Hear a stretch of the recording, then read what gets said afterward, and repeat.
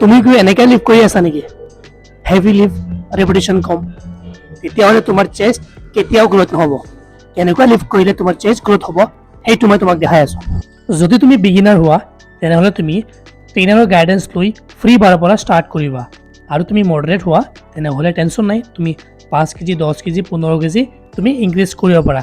তাৰপিছত ৰেপিটেশ্যন যেনেকুৱা লগাবা সেইবোৰ তুমি মাইণ্ড মাছল কানেকশ্যনটো ঠিক ৰাখিবা।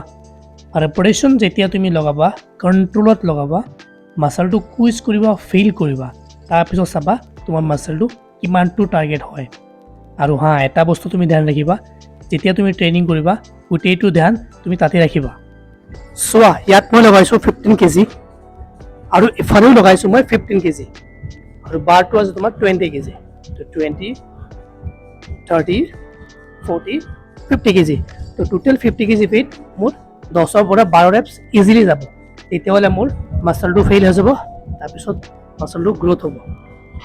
মই যে আগত লিফ্ট কৰিছিলোঁ তোমাৰ ইয়াত 25 কেজি, সেইফালে 25 কেজি আৰু ইয়াত 20 কেজি। তো মই যদি 70 কেজি লিফ্ট কৰোঁ আৰু ৰেপিটেশ্যন মই 4টা ৰাখোঁ তেতিয়াহ'লে মোৰ চেষ্ট কেতিয়াও গ্ৰ' নহ'ব, কিন্তু মোৰ ষ্ট্ৰেন্থ ইম্প্ৰুভ হ'ব আৰু চেষ্ট মাছল গ্ৰ'থ নহ'ব।